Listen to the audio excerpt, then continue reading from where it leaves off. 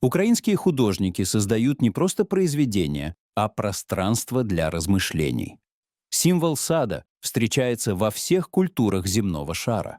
От различных воплощений Эдемского сада в картинах и литературе иудео-христианского мира до формальных исламских садов и их философских аналогов на Дальнем Востоке. В современном украинском искусстве метафора сада тоже невероятно популярна.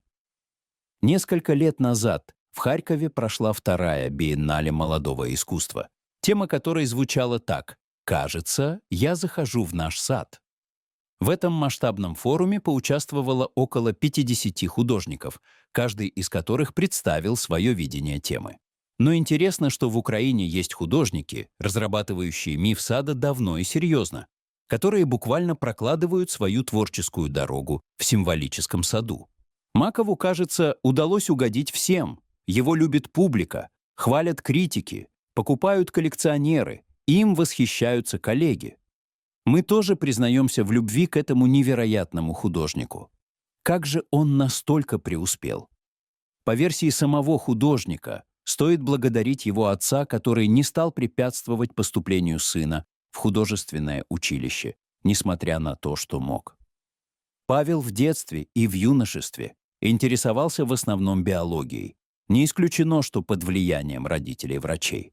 Любил и литературу, и оба эти увлечения найдут отображение в последующем искусстве художника — биология. В виде, собственно, темы сада, а литература в форме артбуков, которые Маков начнет делать одним из первых в Украине. С помощью книги как медиа художник изучает время.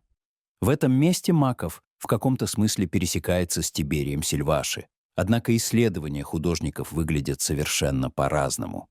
Для Макова книга не просто объект, это символ жизни, содержащий в себе одновременно и прошлое, и настоящее. Листая страницы в определенном порядке, человек продвигается во времени сообразно. Такой подход художник держит в уме, создавая свои графические работы. Он часто делает их намеренно длинными, чтобы у зрителя было и время на рассматривание, и направление для взгляда. Вообще Маков чаще всего работает в древней технике офорта, которой уже около 500 лет. Художник наносит отпечатки специальными досками, которые использует по многу раз в разных работах. Все это придает им определенной значимости, объединяя искусство Макова с его любимым Рембрандтом, накладывая временные и смысловые слои, вплоть до мифов и реальности современной Украины. Собственно, даже в этом скрупулезном подходе к созданию работ художник воплощает садовую метафору, ведь по его же определению не бывает сада без творческого и рукотворного начал. Не бывает сада без внешней поддержки и регулярного вмешательства. Так Маков и относится к своим творениям, как заботливый садовник к любимому саду. Однако на этом, безусловно, метафоры Макова не заканчиваются.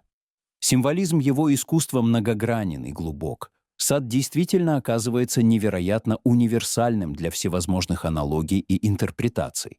К примеру, художник уверен, что каждый из нас оставляет на земле свой след.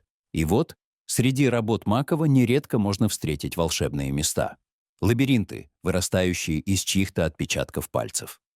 Художник создает очень личное пространство, наполненное почти интимной близостью между автором и зрителем, пространство, которого не существует в реальности, но которое по содержанию реальнее любых физических мест.